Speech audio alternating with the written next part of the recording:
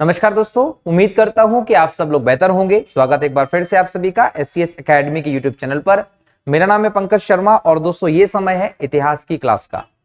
हम MPPSC prelims के syllabus पर डिस्कशन कर रहे हैं दोस्तों, और यूनिट नंबर 1 का सिलेबस हमारा जारी है। इस क्लास में हम यूनिट नंबर 1 पर इतिहास के सिलेबस पर चर्चा करते हैं और अलग अलग टॉपिक को हम अलग अलग लेक्चर्स के माध्यम से कवर कर रहे हैं। पिछले लेक्चर में हमने हमारी पूरे लेक्चर में वर्ण व्यवस्था हो, आश्रम व्यवस्था हो के बारे में डिटेल में डिस्कशन किया, पुरुषार्थ के बारे में डिटेल में डिस्कशन किया था। जिस हिसाब से आपका रिस्पांस मिला है, मुझे उम्मीद है कि आप लोगों को समझ आया होगा। आज हम उसके आगे की चीजों को डिस्कशन करेंगे।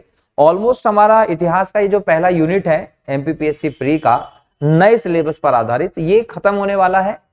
इसके अंतिम टॉपिक्स दोस्तों बाकी हैं, जिसमें आज हम 3 टॉपिक कवर कर लेंगे। लगभग 4 टॉपिक को आज कवर करेंगे और आखिरी में 2 टॉपिक आएंगे, बोधिसत्व और तीर्थकर वाले। तो आज के इस लेक्चर में हम जो टॉपिक देखने वाले हैं उनमें दोस्तों आपका पहला टॉपिक है संस्कार। संस्कार सिलेबस में नया नहीं है, ये टॉपिक पहले भी एग्जाम में आ चुका है। मेंस के सिलेबस में एग्जाम में पूछा गया संस्कार क्या होते हैं, संस्कार के प्रकार बताइए। इस बार प्री में ये टॉपिक जुड़ा है दोस्तों, तो एग्जाम में यहां से क्वेश्चन आने की संभावना है। संस्कार कितने होते हैं, कौन सा संस्कार किस उम्र में किया जाता है, संस्कार की प्रक्रिया क्या है, ऐसे क्वेश्चंस आपसे पूछे जा सकते हैं। संस्कार के बाद फिर हम देखेंगे विवाह। विवाह जनरली आपके टॉपिक में डायरेक्टली इंक्लूड नहीं किया गया दोस्तों, लेकिन चूंकि संस्कार जब आप पढ़ते हैं तो संस्कारों में आपका विवाह संस्कार जो है वो देखने को मिलेगा। तो ऐसी स्थिति में हम लोग यहाँ कहीं ना कहीं विवाह के संबंध में भी व्यवस्था को देखेंगे कि विवाह के सिस्टम हमारा देश में जो है, मनुस्मृति में 8 प्रकार के विवाह हैं, वो कौन कौन से हैं और किस विवाह की क्या प्रक्रिया है। फिर हम लोग बात करने वाले हैं दोस्तों पंच महायज्ञ। भारतीय शास्त्रीय व्यवस्था में देखें तो पंच महायज्ञ की व्यवस्था है, और ये आशा की जाती है कि मनुष्य अपने जीवन में इन पंच महायज्ञों को संपन्न जरूर करे, जिससे कि उसका जीवन सार्थक हो जाए। और इसके बाद कुछ ऋण की बात की जाती है दोस्तों। जब ऋण शब्द आता है तो हम बैंक, पैसा, इससे संबंधित चीजों को इंक्लूड करते हैं, लेकिन यहाँ पर ऋण का तात्पर्य बोल सकते हैं शास्त्रीय व्यवस्था से है, सांस्कृतिक व्यवस्था से है।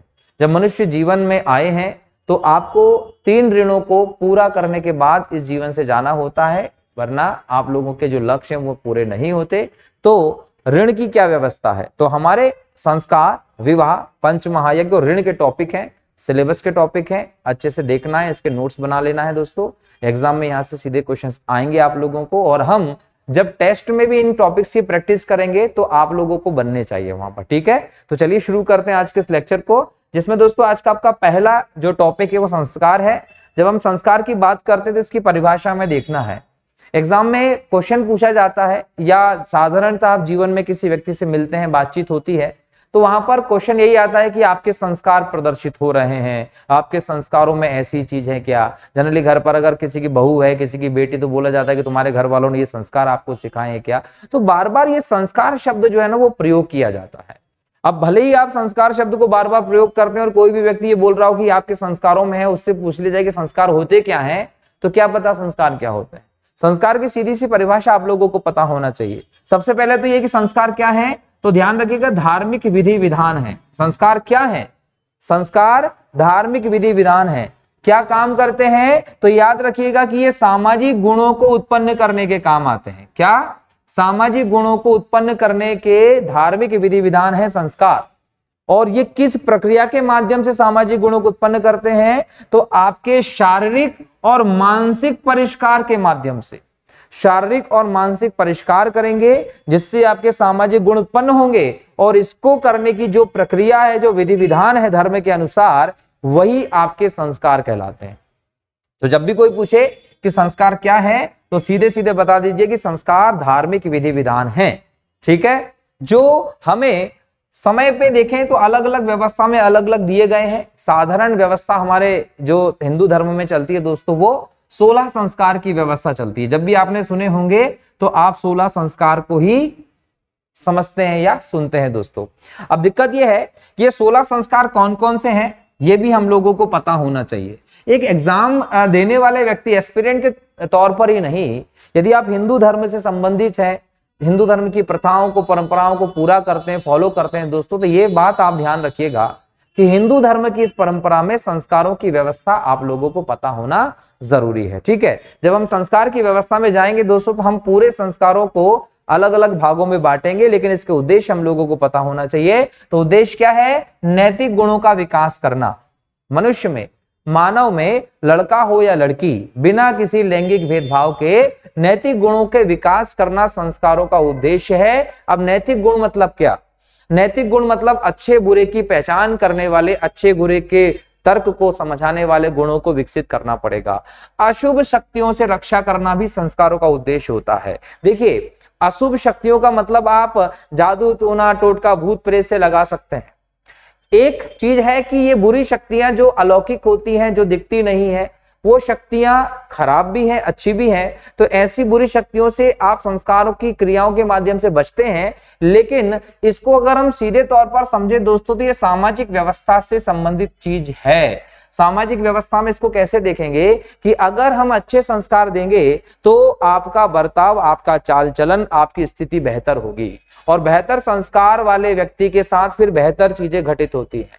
अगर बेहतर संस्कार वाला व्यक्ति है तो उसको अच्छे बुरे की पहचान होती है, तो वो बेहतर की तरफ जाएगा, बुरी चीजों से वो बचकर रहेगा, दूर रहेगा, उस प्रकार की गतिविधियों में नहीं जाएगा, जिससे कि अशुभ शक्तियां जो बुरी हैं वो उससे वो बचकर रहेगा। जैसे फॉर एग्जांपल गुंडागर्दी हुआ, मारकाट हुआ, इस प्रकार की चीजें हम हमारे बच्चों को संस्कार में नहीं देते, तो वो उन सब चीजों से बचेगा, तो गलत चीजों से वो दूर हो रहा है। तो यहाँ तात्पर्य है अशुभ शक्तियों से रक्षा की जाती है। इच्छित वस्तुओं की प्राप्ति, जब आप बेहतर संस्कारित बालक होते हैं, व्यक्ति होते हैं, तो आपके मन पर, आपके क्रियाओं पर, आपके जो भी व्यवस्था है दिनचर्या, उस पर आपका नियंत्रण होता है। आप दूसरों को भाने लगते हैं क्योंकि आपके संस्कारवान चरित्र दूसरों को प्रभावित करेगा, और जब दूसरों को संस्कारवान चरित्र प्रभावित करेगा तो निश्चित तौर पर आप किसी भी वस्तु को पा सकते हैं सफलता के रास्ते पर जाकर। तो संस्कार सफलता की प्राप्ति के लिए दोस्तों बहुत इंपॉर्टेंट साबित होते हैं, भौतिक सफलताओं के लिए बहुत जरूरी है। इसके अलावा आत्म अभिव्यक्ति के माध्यम भी है संस्कार। आप संस्कारों के माध्यम से, आप आपके चाल चलन और व्यवस्थाओं के माध्यम से खुद की अभिव्यक्ति करते हैं कि मैं इस प्रकार का व्यक्ति हूं, इस धर्म से संबंधित व्यक्ति हूं, इस प्रकार के कार्यों में मेरी रुचि होती है। और इसी से ही अंत में आप देखते हैं कि जब आप पूरे नैतिक मार्ग पर चलते हैं तो आपका धार्मिक शुद्धिकरण हो जाता है, आपका परिष्कार हो जाता है, आपके चरित्र में सब गुण जो होते हैं वो दिखाई देने लगते हैं, आप धर्म के मार्ग पर चलने लगते हैं, आप कर्तव्य परायण व्यक्ति के तौर पर जाने लगते हैं। तो संस्कारों के दोस्तों बहुत व्यापक उद्देश्य हैं। अब हम देखें कि संस्कारों के कितने भाग हैं। तो हम लोगों ने हमारे संस्कारों को क्लासिफिकेशन किया है, इसका वर्गीकरण किया है, और हमने पूरे संस्कारों को 5 वर्ग में बांटा है। कितने वर्ग में बांटा है? 5 वर्ग। मतलब 16 संस्कार जो हैं, उन 16 के 16 संस्कारों को हमने 5 वर्गों में विभाजित किया है, जिसमें सबसे पहले हमने बोला कि जन्म से पहले के संस्कार। जन्म से पहले भी हमारे यहाँ संस्कारों की व्यवस्था शुरू हो जाती है। तो जन्म के पहले कौन कौन से संस्कार पूरे करना जरूरी होता है वो देखेंगे। जन्म के बाद जब बाल्यावस्था में हैं आप, तो बाल्यावस्था के संस्कार अलग हैं। बाल्यावस्था के बाद आप शिक्षा प्राप्ति की तरफ बढ़ेंगे तो शैक्षणिक संस्कार अलग है। शिक्षा प्राप्त करने के बाद आपका विवाह होगा तो विवाह संस्कार अलग है। और विवाह संस्कार के बाद जब आप चारों आश्रमों से व्यक्त करते हुए अंतिम आश्रम में पहुंचते हैं तो आप अंत्येष्टि संस्कार में पहुंचते हैं। तो ये 5 अलग अलग संस्कार का विभाजन किया गया है, जिसमें एग्जाम में आपसे पूछा जाएगा कि कोई भी मान लीजिए संस्कार दे दिया आपसे, बोलिए चूड़ाकरण नाम दे दिया, चूड़ाकरण संस्कार, ये कौन से संस्कार में आएगा? विवाह के पूर्व का है या जन्म के पूर्व का है या बाल्य अवस्था का? तो ऐसे आप लोगों से एग्जाम में क्वेश्चन पूछेगा, तो आपको डिटेल में इसका पता होना चाहिए। अब इसमें एक चीज याद रखिएगा, पहला है जन्म से पहले के संस्कार। जन्म से पहले के संस्कारों में दोस्तों 3 इंपॉर्टेंट संस्कार हम देखते हैं। 3 इंपॉर्टेंट संस्कार में दोस्तों गर्भाधान संस्कार पहला संस्कार है। अगर पूछा जाता है कि भारतीय संस्कारों की व्यवस्था में पहला संस्कार कौन सा है, तो गर्भाधान संस्कार पहला संस्कार है। इसमें संतान का बीज रोपण किया जाता है। दोस्तों ये बहुत इंपॉर्टेंट संस्कार है और संस्कारों की शुरुआत यहां से हो रही थी, उसका एक महत्व समझने की जरूरत है। हमारे यहाँ संतान उत्पत्ति जो होती है दोस्तों, वो एक धर्म की दृष्टि से देखा जाता है उसको। और अगर हम प्राचीन काल में संतान उत्पत्ति की इस व्यवस्था को देखें तो बीज रोपण के लिए, संतान प्राप्ति के लिए जब बीज रोपण आप करते थे तो उसका पूरा मुहूर्त, पूरा विधि विधान के साथ किया जाता था, ताकि संतान अच्छी हो, आपका जो संतान अच्छी हो और वो पूरे देश के लिए, पूरे समाज के लिए एक बेहतर कार्य गुजरे। ठीक है, संतान उत्पत्ति के लिए आप पहला संस्कार करते थे गर्भाधान संस्कार। इसके बाद हम देखें दोस्तों तो दूसरा होता था पुंसवन संस्थान। पुंसवन संस्कार जो होता था ये एक संस्कार है जिसमें गर्भधारण का निश्चय हो जाता था। गर्भधारण का निश्चय हो जाता था कि नाउ यू आर प्रेग्नेंट, ऐसा जब बोल दिया तो फिर कह दिया जाता था कि भाई अब हम लोग पुंसवन संस्कार करेंगे। धार्मिक विधि विधान, पूजा की जाती थी और स्त्री को बुरी शक्तियों से बचाने का यहाँ पर प्रयास होता था, ताकि स्त्री बुरी शक्तियों से बच सके तो आने वाली संतान जो है, जो गर्भ में संतान उत्पन्न हुई है, वो संतान भी बेहतर हो। और फिर होता है दोस्तों सीमंतोन्नयन संस्कार। ये संस्कार गर्भधारण के चौथे पांचवें महीने में होता है। चौथे पांचवें महीने में होता है। इस संस्कार का उद्देश्य क्या है? इस संस्कार का उद्देश्य होता है दोस्तों कि स्त्री को बुरी शक्तियों से बचाया जा सके। एक तो बुरी शक्तियों से बचाया जा सके क्योंकि ऐसी स्थिति में जो बुरी शक्तियां होती हैं वो गर्भधारण किए हुए स्त्री और उसके बच्चे को प्रभावित करती हैं। तो हमारे धर्म में विधि विधानों में व्यवस्था की गई है कि बच्चे को भी सुरक्षित रखना है, उसकी माँ को भी सुरक्षित रखना बुरी शक्तियों से। दूसरी बात ये होती है कि माँ को प्रसन्न रखा जाता है। ये कोशिश की जाती है कि माँ की प्रसन्नता का ध्यान रखें। माँ अगर प्रसन्न होगी तो उसका पॉजिटिव जो है रिस्पॉन्स, पॉजिटिव इफेक्ट देखने को मिलता संतान पर, वो भी बेहतर होती है। तो अगर हमको संतान बेहतर चाहिए तो उसके गर्भधारण के समय माँ को भी प्रसन्न रखना होगा। तो माँ की प्रसन्नता को ध्यान रखते हुए उसे बुरे चीजों से बचाने के लिए ये संस्कार के अंतर्गत व्यवस्था दी गई है दोस्तों। गर्भधारण के चौथे पांचवें महीने में आप ये संस्कार को करते हैं। इसके बाद हम देखें दोस्तों तो बाल्यावस्था के संस्कार। जब हम बाल्यावस्था के संस्कार देखते हैं तो यहां पर हमको ये 6 संस्कार दिखाई पड़ते हैं बाल्यावस्था के संस्कार। इसमें पहला संस्कार होता है दोस्तों जात कर्म संस्कार।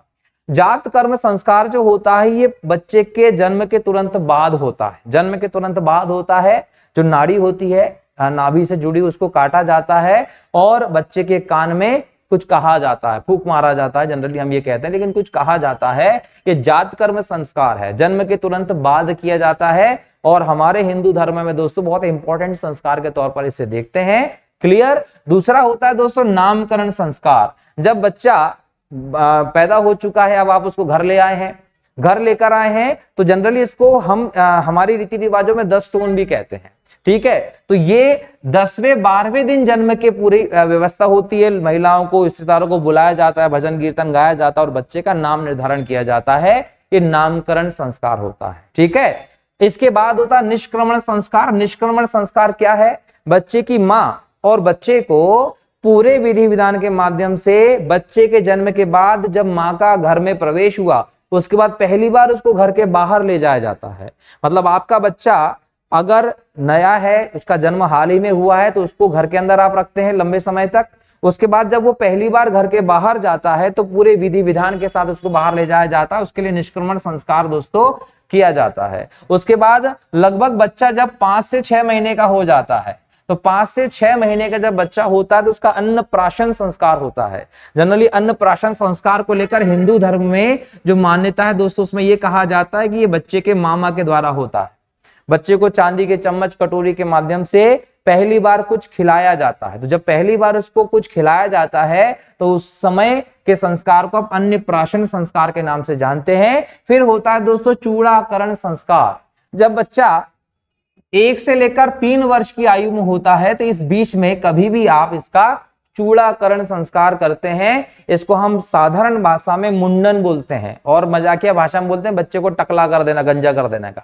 तो वो जो व्यवस्था होती है वो मुंडन संस्कार या चूड़ाकरण संस्कार होता है दोस्तों। और अगला संस्कार जो बाल्य अवस्था में है दोस्तों वो है कर्णवेधन संस्कार। ये संस्कार हमें आज के दैनिक व्यवस्था में देखने को नहीं मिलता। आजकल की व्यवस्था को अगर हम देखें तो आप लोगों ने बॉलीवुड के एक्टर एक्ट्रेस को तो देखा ही होगा कि एक्टर कुछ ऐसे होते हैं कि वो नाक भी छिदवा लेते हैं। ये कान छेदने का संस्कार है, क्या पता क्या क्या छिदवा लेते हैं। तो आजकल का तो ट्रेडिशन अलग ही है, लेकिन अगर हम भारतीय व्यवस्था की बात करें तो हमें कर्णवेधन संस्कार की व्यवस्था देखने को मिलती है कि एक आयु में बच्चे के कान छेदे जाते थे। अगर आप प्राचीन आपने सीरियल देखे होंगे रामायण महाभारत जैसे, तो उसमें आपने देखा होगा कि जो भगवान बताए गए हैं, जो राजकुमार बताए गए, उन सबके कानों में कुंडल डले होते थे।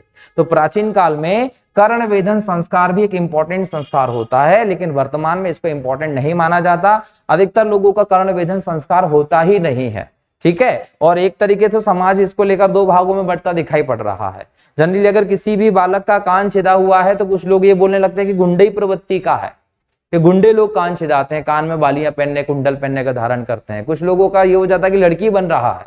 अब ये कहीं ना कहीं एक अज्ञानता भी है। और दूसरी बात है कि आजकल कर्ण वेधन संस्कार के रूप में कान छेदे नहीं जाते, एक फैशन के तौर पर कान छेदे जाते हैं। तो ये पूरी व्यवस्था अलग है दोस्तों, लेकिन हमारे व्यवस्था में कर्ण वेधन संस्कार जो है वो दिखाई पड़ता है। तो ये बाल्य अवस्था के संस्कार थे 6। अब बाल्य अवस्था के बाद बच्चा जो है वो 5 साल का लगभग हो चुका है। इस समय तक हम देखें तो 5 साल का अगर हो चुका तो अब उसका होगा शैक्षणिक संस्कार। अब उसको पढ़ाना लिखाना पड़ेगा। भाई बढ़िया व्यक्ति बनाने के लिए, समाज कल्याण के लिए, राष्ट्र हित में काम करने के लिए ना बच्चा है आपका, है ना।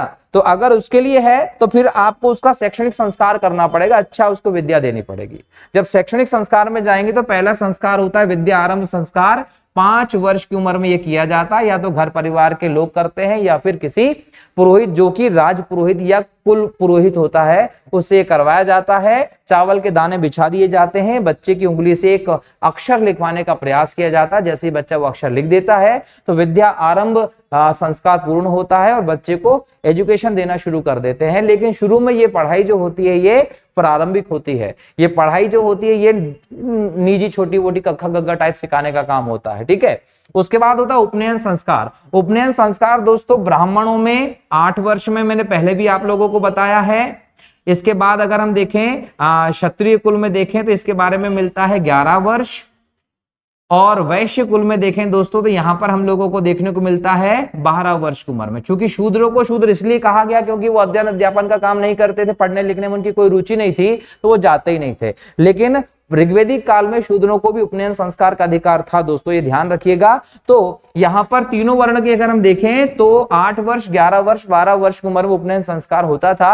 उपनयन संस्कार को हम जनेऊ संस्कार के तौर पर भी जानते हैं। और मैंने पिछले लेक्चर में रामतीर्थ मानस की एक चौपाई भी आपको गा के सुनाई थी कि भय कुमार जब सब भ्राता, दीन जनेऊ गुरु पितु माता। तो जब हमने देखा कि राम लक्ष्मण भरत शत्रुघ्न चारों भाई जब कुमार हो जाते हैं तो फिर उन्हें जनेऊ संस्कार किया जाता है। गुरुजी, माता और पिता जो है वो यहाँ पर मेंशन किया गया है। तो कहीं ना कहीं समझ लीजिए कि ये प्राचीन काल की व्यवस्था है। हमारे भगवान व्यवस्था में देखते हैं तो उसमें भी हम लोगों को ये संस्कार देखने को मिला है। तो यहाँ से आप शिक्षा प्राप्ति के लिए गुरुकुल जाते हैं। लंबे समय तक बच्चा गुरुकुल में रुकता है। साधारणतः ये माना जाता है कि 25 साल तक की उम्र जो होगी वो ये होती है जिसमें ब्रह्मचर्य का जीवन यापन किया जाता है। उसके बाद वेदारंभ होता है। जब आप गुरुकुल में उच्च शिक्षा के लिए गए तो वेद पढ़ाने शुरू करते हैं तो वेदारंभ संस्कार किया जाता है।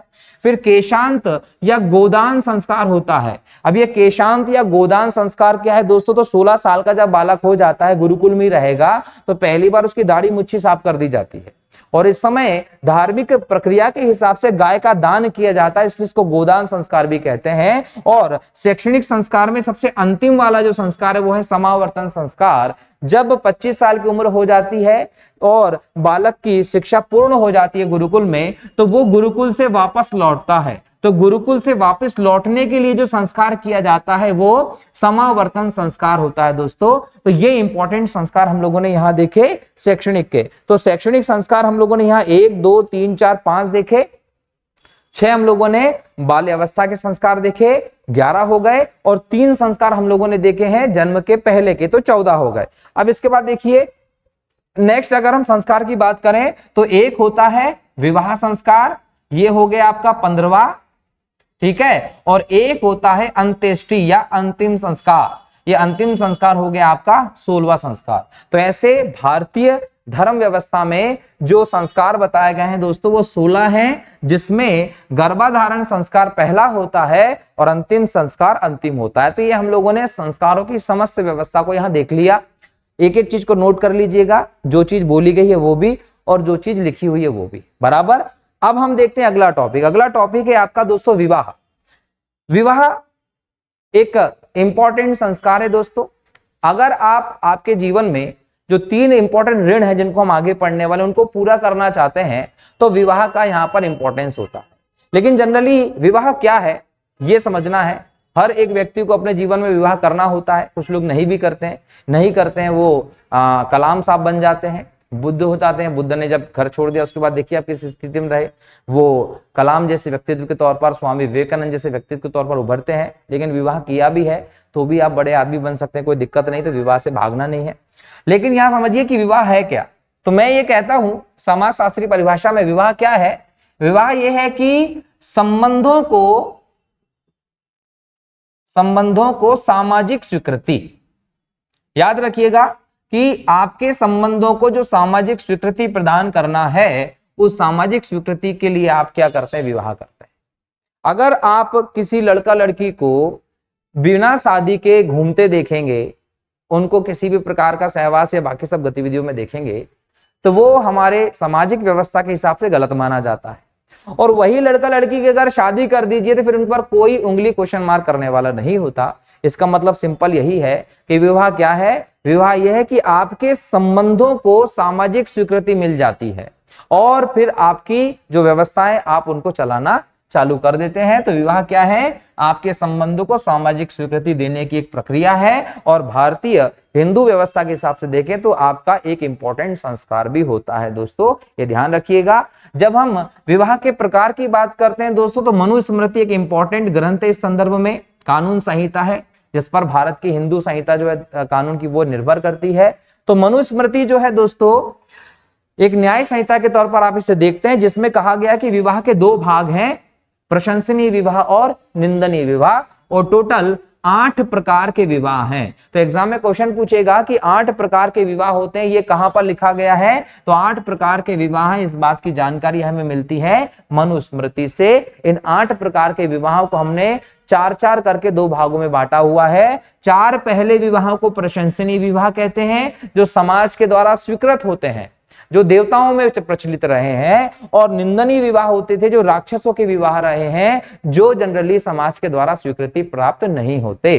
ठीक है, अब इसमें देखिए कि प्रशंसनीय विवाह में ब्रह्म विवाह, देव विवाह, आर्य विवाह और प्रजापत्य विवाह आते हैं।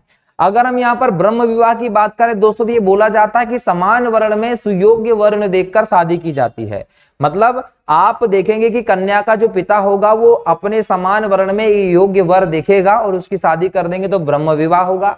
देव विवाह का मतलब ये होगा कि सफलता पूर्वक अगर कोई पुरोहित अपना यज्ञ खत्म कर देता है आपके यहाँ पर, तो उस पुरोहित को पुत्री दान देती जाती थी, तो ये होता था आपका देव विवाह।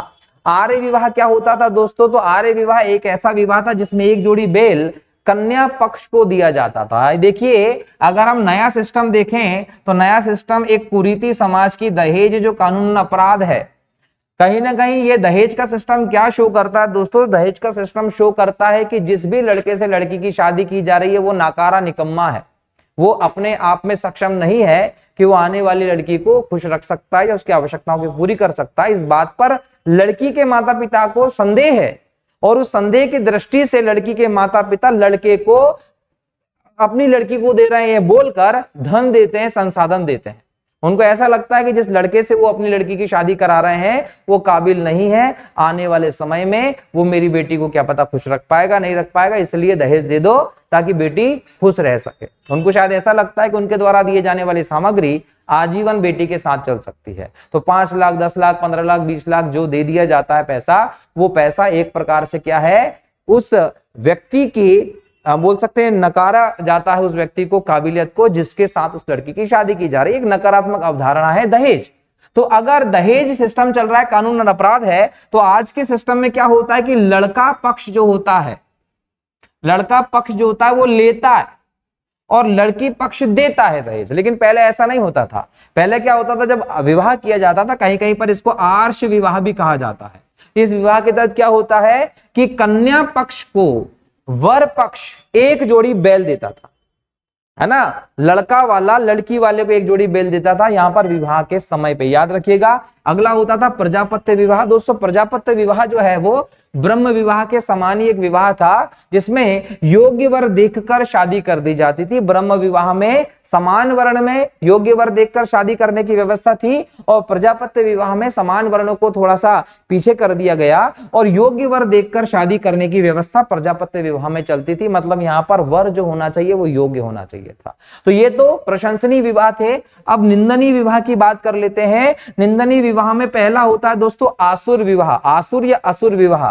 देखिए नाम से ही पता चल रहा है नकारात्मक है। इसमें कन्या को खरीद लिया जाता था, लड़की को खरीद लेते थे और शादी कर देते थे। तो आज का जो दहेज सिस्टम है वो दहेज सिस्टम वो आसुर विवाह के समान ही है दोस्तों, जिसमें आसुर विवाह में कन्या को खरीदा जाता था और आज पुरुष को खरीदा जाता है। पैसा देके दहेज देकर दूल्हा खरीद लो, ठीक है। तो ये व्यवस्था चल रही है। और अगला होता था दोस्तों गंधर्व विवाह, जिसे आप प्रेम विवाह कहते थे। प्रेम विवाह कहते थे कामुकता, मान लीजिए काम की भावना आपकी बहुत उग्र हो गई, आप किसी के संबंध में आ गए और आपने भागकर शादी कर ली, प्रेम विवाह जो होता था गंधर्व विवाह होता था। अगला होता था पिशाच विवाह। लड़की सोई हुई है या लड़की को बेहोश कर दिया, बेहोश करके उसके साथ सहवास कर लिया, उसके बाद मजबूरी में शादी करनी पड़ेगी, तो ये वो शादी वाला सिस्टम होता था। और राक्षस विवाह क्या होता था कि या तो किसी पर आक्रमण करके उसको मार दीजिए, लड़की को छीन लीजिए और छीन कर शादी कर लीजिए, ये राक्षस विवाह होता था। नाम से ही पता चल जाएगा कि ये सारे के सारे विवाह कैसे थे, नकारात्मक विवाह थे दोस्तों, ये ध्यान रखिएगा। तो 4 प्रशंसनीय और 4 निंदनीय विवाह जो थे वो हमें व्यवस्था में दिखाई पड़ते हैं दोस्तों, ये ध्यान रखिएगा। हमारी सिस्टम में यही है। और हमारे अगर हम सामाजिक व्यवस्था में जाएं तो आज तो थोड़ा सा और अलग व्यवस्था देखने को मिलती है विवाह के संदर्भ में। अगर आज आप विवाह के संदर्भ में देखते हैं तो एक चीज बहुत इंपॉर्टेंट हो जाती है, क्या? सरकारी नौकरी। आज दहेज किस आधार पर दिया जाएगा कि बंदा जो है वो सरकारी नौकरी में है या नहीं। अगर आपके पास सरकारी नौकरी है तो आप का कोई लक्षण नहीं देखा जाएगा, आप स्वयं सरकारी नौकरी धारक अगर हो गए तो आप क्या बन गए हैं? देवता बन चुके हैं। आपके साथ कन्या की शादी कर दी जाएगी, ना आपकी कदकाठी देखी जाएगी, ना आपके विचार आचार देखे जाएंगे, बस आपका सरकारी नौकरी देखकर शादी कर दी जाएगी। तो ये भी एक समाज में कुरीति है दोस्तों, ये कुरीति से भी बचने की जरूरत है। अब आप लोग जो लेक्चर देख रहे हैं वो भी सरकारी नौकरी की तैयारी कर रहे हैं, तो ये मत समझ लीजिएगा सरकारी नौकरी विवाह के लिए करना है, सरकारी नौकरी पाली तो अच्छी शादी हो जाएगी, वो सोच के मत करिएगा, ये ध्यान रखना है। तो ये समाज की कुरीति है कि आप 2 व्यक्तियों का मिलन किसी व्यक्ति की सरकारी नौकरी देखकर दे रहे हैं। अब सोचिए कि सरकारी नौकरी कितने ही लोगों को मिल सकती है, ये भी तो सत्य है, कितने ही लोगों को मिल सकती है। जबकि अधिकतर जो नौकरी है हमारे देश में, अधिकतर जो रोजगार है या मुख्य रूप से जो रोजगार है वो रोजगार का साधन तो दोस्तों प्राइवेट ही है। अगर आप कृषि करते हैं, अगर आप कोई भी काम करते हैं, बिजनेस करते हैं, व्यापार करते हैं, इंजीनियर हैं, तो आप प्राइवेट हैं। जबकि सरकार की तुलना में उनकी सैलरी भी ज्यादा होती है और जीवन का स्टैंडर्ड भी अलग होता है और हो सकता है कि व्यक्तित्व भी आपको अच्छा मिल जाए। लेकिन आज हमने गवर्नमेंट जॉब को अच्छे व्यक्तित्व और सफल शादीशुदा जिंदगी का पर्याय मान लिया है। तो ये ध्यान रखिए कि कभी भी शादीशुदा जीवन सरकारी नौकरी के कारण सफल हो जाएगा, ये संभव नहीं है। व्यक्तित्व को महत्व दीजिए और किसी चीज को नहीं। अगर व्यक्तित्व है तो सब कुछ चीजें आ सकती हैं। खैर अगला टॉपिक है आपका, अगला टॉपिक देखिए, ये टॉपिक है पंच महायज्ञ। आप अपने दैनिक जीवन में पंच महायज्ञों को भी संपन्न करते हैं। पंच महायज्ञ क्या है दोस्तों? तो 5 यज्ञ हैं वेदों के अनुसार, जिसमें आप ब्रह्म यज्ञ करते हैं दोस्तों। ब्रह्म यज्ञ में क्या होता है? अध्यापन के लिए जाते हैं ऋषि के पास और उनका पूरा ध्यान रखकर उनकी प्रति अपनी पूरी कर्म जो होते हैं वहां संपन्न किए जाते हैं। ये ब्रह्म यज्ञ के दौरान होगा। यज्ञ में हवन कुंड में आहुति दी जाएगी, देवताओं को प्रसन्न करने के लिए देव यज्ञ होगा।